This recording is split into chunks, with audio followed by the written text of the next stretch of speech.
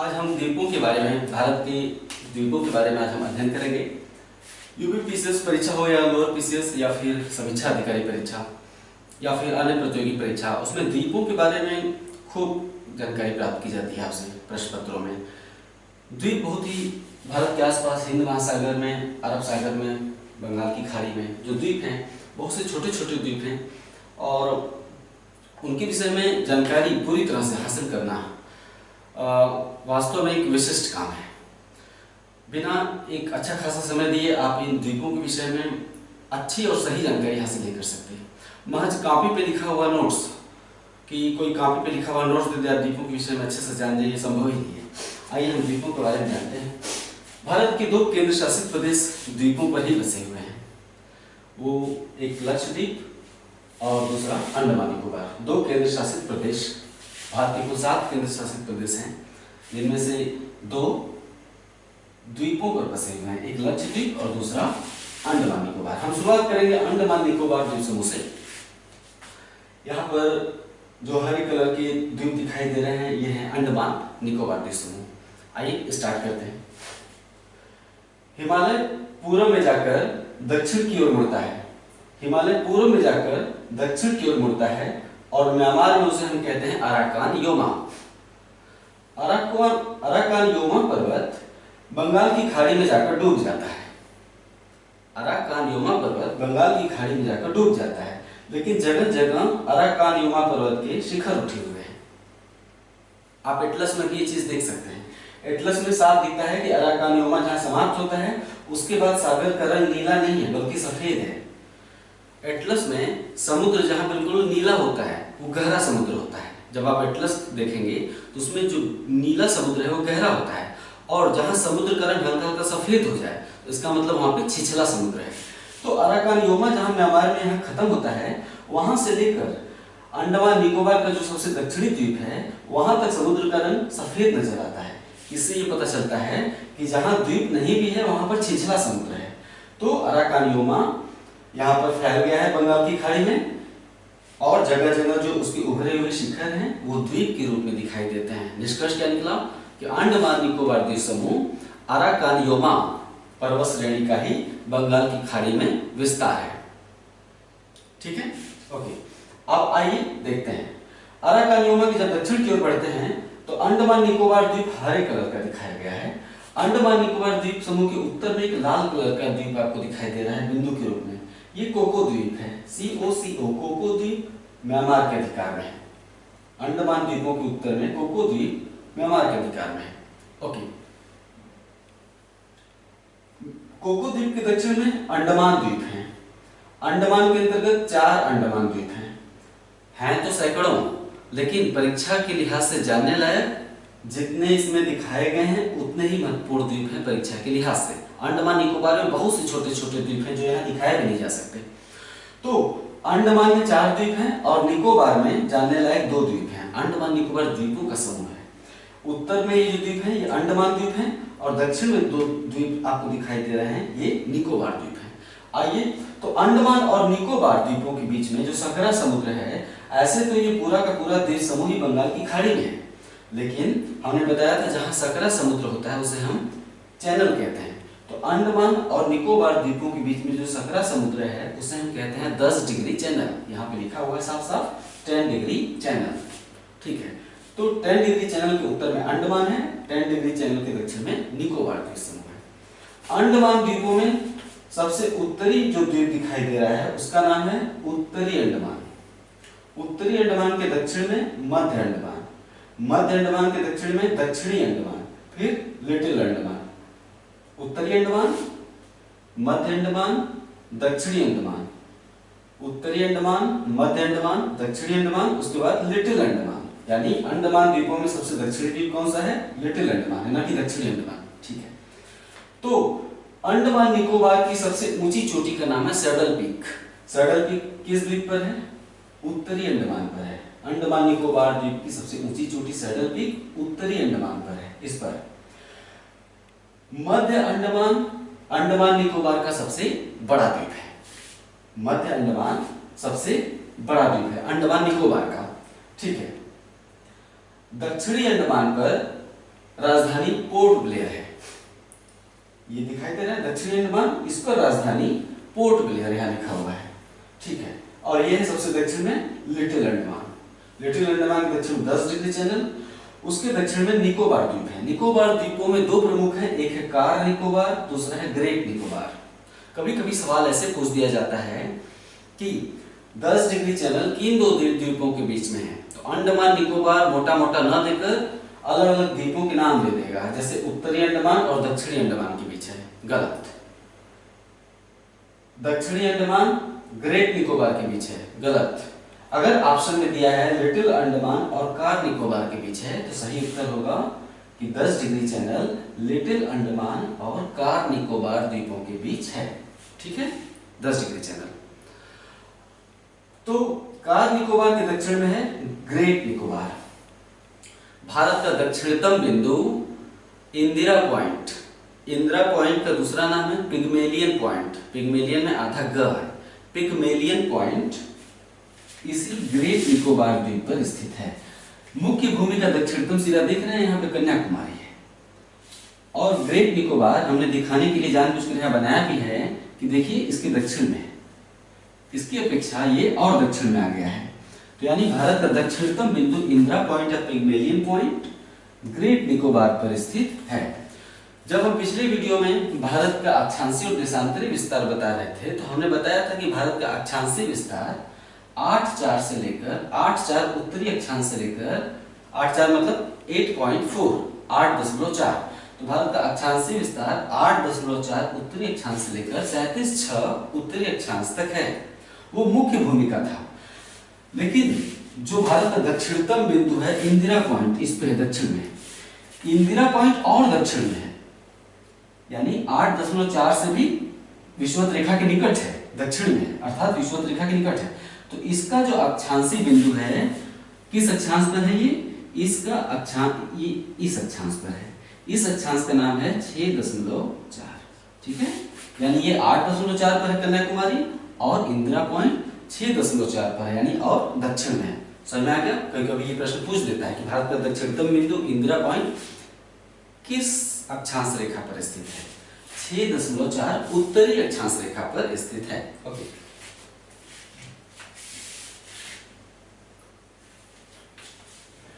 ये हो गया अंडमान निकोबार द्वीप समूह। अब यहाँ पर अंडमान निकोबार द्वीप समूह अर्थात अंडमान द्वीपों के पूर्व में यहाँ पर दो छोटे छोटे द्वीप हैं, 1 2, ऐसे तो सैकड़ों छोटे छोटे द्वीप हैं। यहाँ पे दो द्वीप हैं, इनके बारे में जानकारी प्राप्त करना इसलिए जरूरी है क्योंकि परीक्षाओं में पूछता है। अंडमान निकोबार द्वीपों के पूर्व में है एक नारकोंडम द्वीप, दूसरा बैरन द्वीप। नारकोंडम और दूसरा बैरन। नारकोंडम द्वीप एक सुसुप्त ज्वालामुखी है। नारकोंडम द्वीप सुसुप्त ज्वालामुखी, यानी बहुत पहले यहाँ पर ज्वालामुखी सक्रिय हुआ करता था, लेकिन अब सैकड़ों वर्षों से शांत है, तो ऐसे ज्वालामुखी कहते हैं सुषुप्त ज्वालामुखी। जबकि बैरन द्वीप एक सक्रिय ज्वालामुखी है, यानी अभी भी यदा कदा उसमें से लावा और राख निकलने लगती है, ठीक है। तो नारकोंडम और बैरन द्वीप अंडमान द्वीपों के पूर्व में है। ओके, ये हो गया अंडमान निकोबार द्वीपों के बारे में जानकारी। अब आते हैं लक्षद्वीप के बारे में। लक्षद्वीप भारत का सबसे छोटा केंद्र शासित प्रदेश है। लक्षद्वीप की राजधानी है कवारत्ती। लक्षद्वीप का सबसे बड़ा द्वीप है एंद्रोथ। एंद्रोथ लक्षद्वीप का सबसे बड़ा द्वीप है। लक्षद्वीप के दक्षिण में मिनिकॉय द्वीप है। लक्षद्वीप के दक्षिण में मिनिकॉय द्वीप है। ओके, लक्षद्वीप की सबसे विशिष्ट बात यह है कि लक्षद्वीप प्रवाल द्वीप है।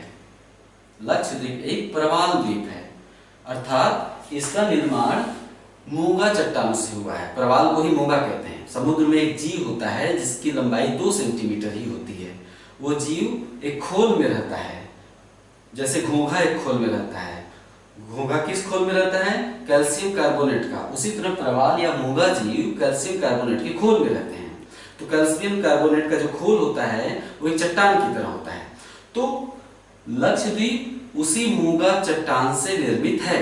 हम मूंगा चट्टान और प्रवाल द्वीपों या प्रवाल भित्तियों के बारे में जस्ट इसी वीडियो में लास्ट में बात करेंगे। फिलहाल हम भारत के द्वीपों से परिचित कराते हैं। अभी इतना ही जानिए कि लक्षद्वीप एक प्रवाल द्वीप है, अर्थात इसका निर्माण मूंगा चट्टानों से हुआ है। ओके। ठीक है। इसके बाद यहां से गंगोत्री से निकलती है गंगा, चली आती है बांग्लादेश में, ठीक है, चली आती है यहाँ पे बांग्लादेश में। गंगा की एक धारा उसका साथ पश्चिम बंगाल में छोड़कर दक्षिण की ओर मुड़ जाती है। ये है पश्चिम बंगाल, उत्तर से दक्षिण तक पश्चिम बंगाल। पश्चिम बंगाल नेपाल से भी सट जाता है और भूटान से भी सीमा बनाता है। ये है पश्चिम बंगाल। तो गंगा की एक धारा बांग्लादेश में प्रवेश करने से पहले ही गंगा नदी का साथ छोड़ देती है और पश्चिम बंगाल में दक्षिण की ओर मुड़ जाती है। इस धारा का नाम है हुगली नदी। हुगली नदी पर ही कोलकाता स्थित है। कोलकाता यहाँ पर स्थित है। कोलकाता समुद्र तट पर नहीं है। कोलकाता एक बंदरगाह जरूर है, लेकिन कोलकाता समुद्र तट पर नहीं है। कोलकाता हुगली नदी के तट पर है। यानी बंदर अगर जहाज आता है तो पहले तट पर रुकता है, फिर यहाँ से नदी के माध्यम से हुगली पहुंचता है। हुगली एक नदी बंदरगाह है, समुद्र बंदरगाह नहीं है, ठीक है। तो हुगली नदी जो गंगा नदी के साथ छोड़कर पश्चिम बंगाल के तट पर आती है, तो हुगली नदी के मुहाने पर दो द्वीप हैं तो ये द्वीप बहुत छोटे छोटे, लेकिन यहाँ दिखाना जरूरी है इसलिए हमने इन्हें बड़ा बड़ा बना दिया। आप एटलस में देखेंगे तो ये बहुत छोटे छोटे दिखाई देते हैं, लेकिन परीक्षाओं के लिहाज से बहुत ही महत्वपूर्ण है। तो हुगली नदी के मुहाने पर दो द्वीप हैं। इन द्वीपों का नाम है एक गंगा सागर द्वीप और दूसरे द्वीप का नाम है न्यू मूर। गंगा सागर द्वीप और न्यू मूर द्वीप किस नदी के मुहाने पर है? हुगली नदी के मुहाने पर है। ओके। उड़ीसा में ब्राह्मणी नदी बहती है।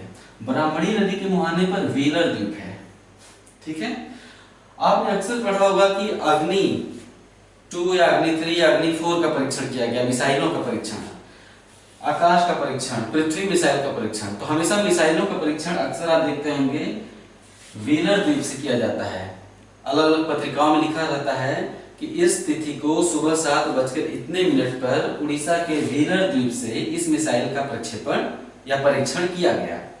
तो व्हीलर द्वीप उड़ीसा के तट पर है, उड़ीसा का ही भाग है। किस नदी के मुहाने पर है? ब्राह्मणी नदी के मुहाने पर है, उड़ीसा के किनारे है व्हीलर द्वीप। आंध्र प्रदेश तट पर, ये आंध्र प्रदेश है उत्तर में, ये दक्षिण में तमिलनाडु, तमिलनाडु के उत्तर में आंध्र प्रदेश। तो आंध्र प्रदेश के तट पर एक द्वीप है जिसका नाम है श्रीहरिकोटा।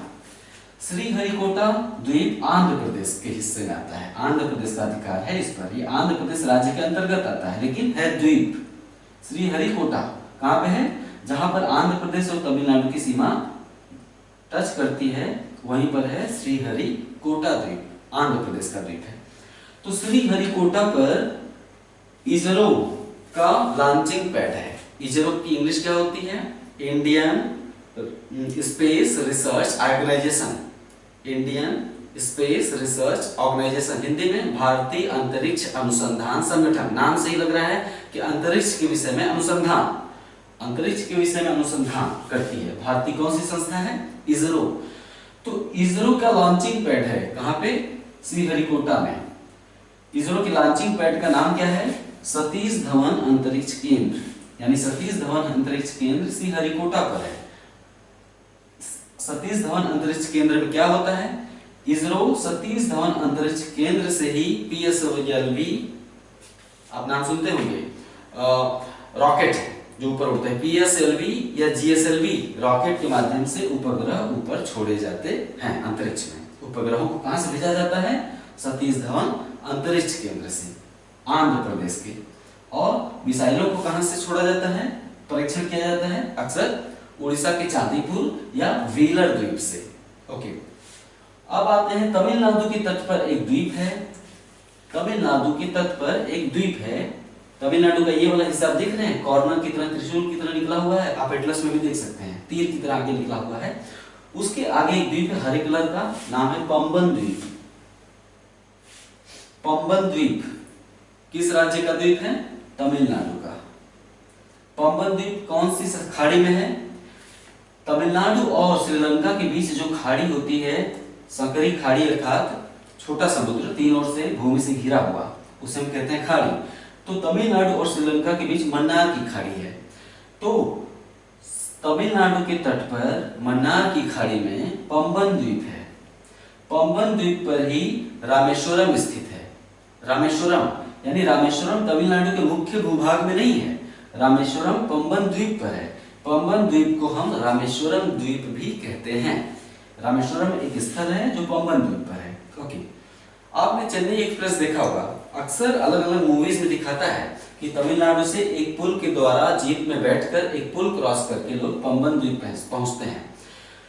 चेन्नई एक्सप्रेस में आपने देखा होगा कि दीपिका पादुकोणे अपनी दादी की अस्थियां प्रवाहित करने, उसकी इच्छा थी कि वो रामेश्वरम जाके अपनी दादी की अस्थियां प्रवाहित करे। शाहरुख खान उसके साथ जीप में बैठकर जाता है तमिलनाडु से और एक पुल क्रॉस करते हैं जीप में बैठकर। फिर रामेश्वरम समुद्र तट है और एक मंदिर भी बना हुआ है, वहां पहुंच के यानी पंबन द्वीप और इसके बीच एक पुल है, पुल से होकर इस द्वीप पर पहुंचते हैं। रामेश्वरम इसी द्वीप पर है। ठीक है, इस द्वीप का जो सबसे पूर्वी हिस्सा है, यहाँ पर हमने ब्लैक स्पॉट कर दिया। रामेश्वरम तो यहाँ पर है, इस द्वीप पर रामेश्वरम यहाँ पे है, लेकिन इस द्वीप का सबसे पूर्वी हिस्सा धनुषकोडी कहलाता है। धनुषकोडी किस द्वीप पर है? पंबन द्वीप पर है। धनुषकोडी से ही राम सेतु शुरू हो जाता है।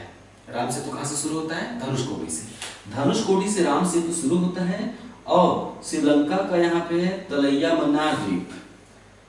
राम सेतु धनुषकोडी से प्रारंभ होता है और श्रीलंका के तलाई मन्नार द्वीप तक राम सेतु जाता है। राम सेतु को हम आदम का पुल या एडम्स ब्रिज भी कहते हैं।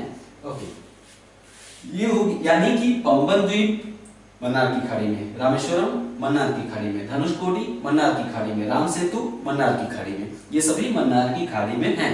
ओके,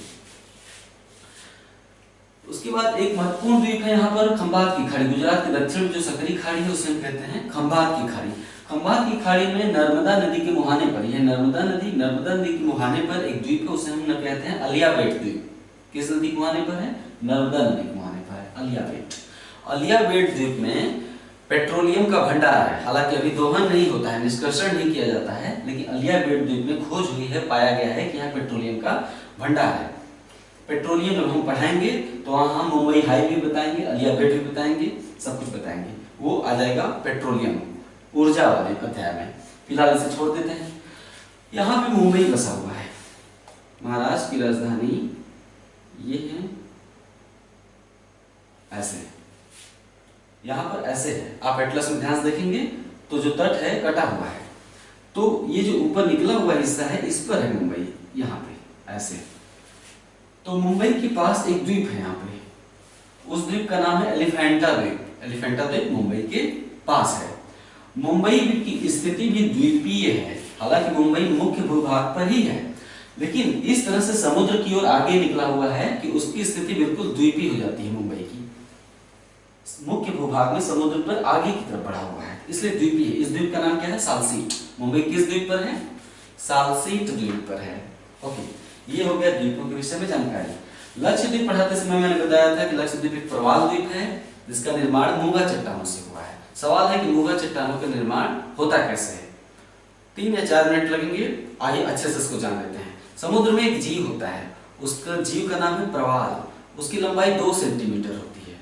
प्रवाल नामक जीव कभी भी गहरे सागर में नहीं पाया जाता है, वो हमेशा तट के पास छिछले सागर में रहेगा। जो प्रवाल जीव होता है वो तट के पास छिछले समुद्र में, यानी तट के पास छिछला ही समुद्र होगा। समुद्र अचानक गहरा तो हो नहीं जाएगा कि मुंबई से उतरे और डूब जाएंगे, तो समुद्र धीरे धीरे गहरा होता है, यानी कुछ दूर तक बिल्कुल छिछला समुद्र होता है। आप एटलस में देख सकते हैं किसी भी तट के पास समुद्र का जो रंग होता है बिल्कुल नीला नहीं होता है, बल्कि हल्का हल्का सफेद होता है। समुद्र का सफेद रंग क्या दर्शाता है एटलस में? कि वहां पे समुद्र छिछला है। तो प्रवाल जीव कभी भी हिंद महासागर, प्रशांत महासागर, अटलांटिक महासागर के खुले क्षेत्रों में नहीं होते हैं, हमेशा तट में पाए जाते हैं, तट के पास छिछले समुद्र में। तो छिछले समुद्र में ये 2 सेंटीमीटर के जो प्रवाल नामक जीव हैं, ये करोड़ों की संख्या में कॉलोनी बनाकर रहते हैं, अकेले नहीं रहते हैं। जैसे मधुमक्खियां छत्ते के रूप में नहीं रहती हैं, मधुमक्खियां हजारों की संख्या में, वैसे ही प्रवाल जीव करोड़ों की संख्या में समुद्र, छिछले समुद्रों में कॉलोनी बनाकर रहते हैं, एक साथ घरौंदा बनाते हैं करोड़ों की संख्या में। प्रवाल जीव को हम मूंगा जीव भी कहते हैं। प्रवाल को इंग्लिश में कोरल कहते हैं, आपने नाम सुना होगा प्रवाल भित्ति। प्रवाल भित्ति को इंग्लिश में क्या कहते हैं? कोरल रीफ, यानी प्रवाल को इंग्लिश में कहते हैं कोरल। ठीक है, तो आइए हम डिलीट कर दें, यहाँ पे इसको मिटा दें ताकि हम अच्छे से यहाँ पे लिख सकें। तो प्रवाल जीव जो होता है, और अक्सर सवाल आता है कि प्रवालों का मुख्य भोजन क्या होता है? चूना होता है, वे चूने पर निर्वाह करते हैं। ठीक है, तो प्रवाल एक खोल में रहते हैं। खोल का आकार ऐसा होता है, ठीक है। प्रवाल एक खोल में रहता है, खोल का आकार कैसा होता है, ऐसा होता है।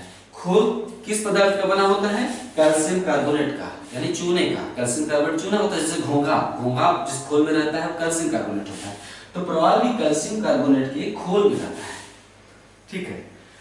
जब एक प्रवाल मर जाता है, ये है समुद्र का सतह, समुद्र का सतह नहीं, तली, समुद्र की जमीन नीचे।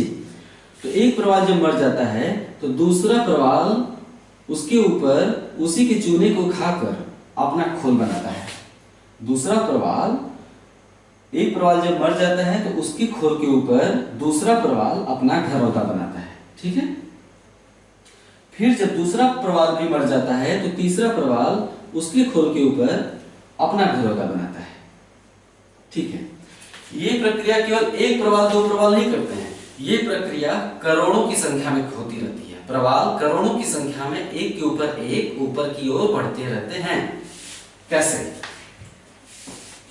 प्रवाल कभी भी, जो ये समुद्र का सतह यानी ऊपरी हिस्सा और ये समुद्र की तली निचला हिस्सा, तो समुद्र में जहां चबूतरे नामक स्थान होता है, चबूतरे जैसा, यानी भूमि उबड़ खाबड़ होती है कि नहीं, तो समुद्र की तली भी तो कहीं उबड़ होती है कहीं खाबड़ होती है। तो समुद्र जहां ऊंचा उठा हुआ होता है, समुद्र की तली, उस पर प्रवाल बसना शुरू कर देते हैं, इसे हम चबूतरा कहते हैं। उस पर जब एक प्रवाल मर जाता है तो उसकी खोल के ऊपर दूसरा प्रवाल अपना जीवन शुरू करता है। वो जब मर गया तो तीसरा प्रवाल, जब वो मर गया तो चौथा प्रवाल। इस प्रक्रिया से एक के ऊपर एक प्रवाल समुद्र की तली से ऊपर सतह की ओर बढ़ते रहते हैं जब तक कि सतह ना आ जाए। प्रवाल सतह के ऊपर कभी नहीं जाएंगे, क्यों? क्योंकि उन्हें जल में ही रहना है, जल से बाहर नहीं निकलेंगे। तो तली से शुरू करते हैं और ऊपर तक आ जाते हैं। यह प्रक्रिया संपन्न होने में लाखों वर्ष लगता है। ये 2-4 दिन या साल भर की बात नहीं है। पृथ्वी की आयु बहुत ही पुरानी है और जब से पृथ्वी ठंडी हुई है तभी से यहाँ पर ये सब प्रक्रियाएं चल रही हैं। तो प्रवाल ऊपर की ओर वृद्धि करते हुए सतह तक आ जाते हैं। यहाँ पर कई लाइनें दिखाई गई हैं। वास्तव में ये जो लाइनें दिखाई गई हैं, ये कई सैकड़ा वर्ग किलोमीटर का क्षेत्र, कल्पना करिए कि कई सैकड़ा वर्ग किलोमीटर के क्षेत्र में विस्तृत है। यानी बनारस, इलाहाबाद भी इसमें समा जाएंगे। बनारस, इलाहाबाद भी बहुत दूर तक ये फैलते हैं और एक के ऊपर विकास करते हुए सतह तक आते हैं। यहाँ तो बीच बीच में गैप भी दिख रहा है, ये गैप है, ये गैप है, हमने दिखाने के लिए बनाया है, इसलिए गैप होना लाजमी है। लेकिन एक बड़े भूभाग में चूंकि ये विकसित होते हैं, इसलिए इनके बीच गैप बहुत ही कम होता है, कहीं कहीं दरारें पाई जाती हैं। तो ये एक चट्टान का रूप ले लेता है।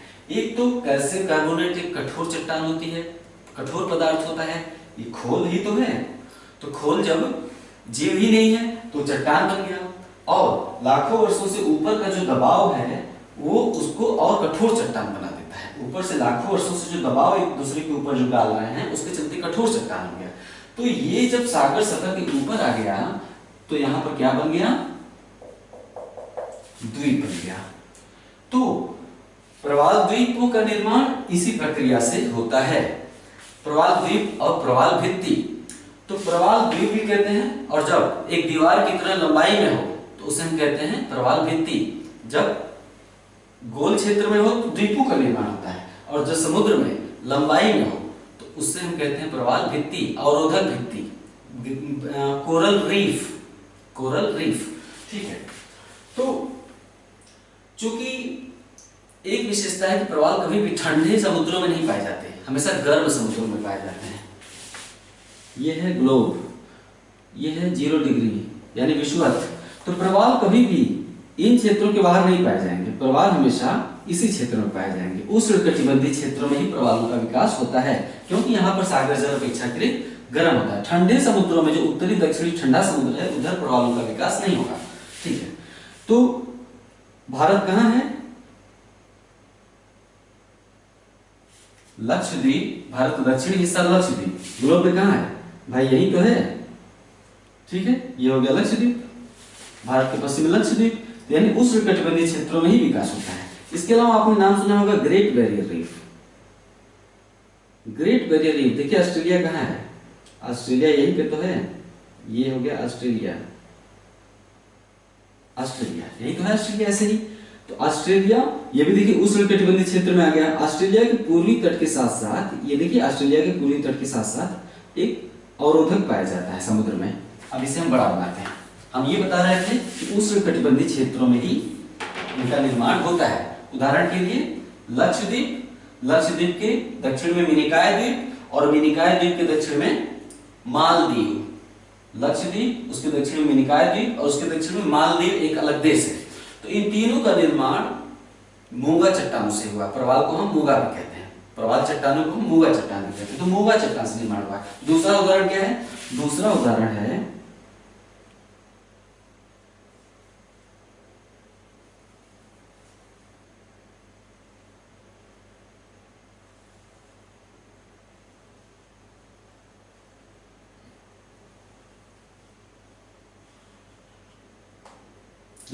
ऑस्ट्रेलिया। यह ऑस्ट्रेलिया का पश्चिमी हिस्सा और यह पूर्वी हिस्सा। तो ऑस्ट्रेलिया का जो पूर्वी तट है, प्रमुख शहर तो यहां बसे हुए हैं, सिडनी, मेलबर्न, ठीक है। तो पूर्वी जो तट है इसके साथ साथ यहाँ पे है एक समुद्र भैया है, तो प्रशांत महासागर है। तो पूर्वी तट के साथ साथ समुद्र में एक दीवार पाई जाती है। इस दीवार का निर्माण यहां तक है, आधा तट तक हुआ है, उत्तर से लेके आधा तट तक। इसे हम कहते हैं ग्रेट बैरियर रीफ। बैरियर मतलब अवरोधक, महान अवरोधक भित्ति। ग्रेट बैरियर रीफ, महान अवरोधक भित्ति। अवरोधक क्यों?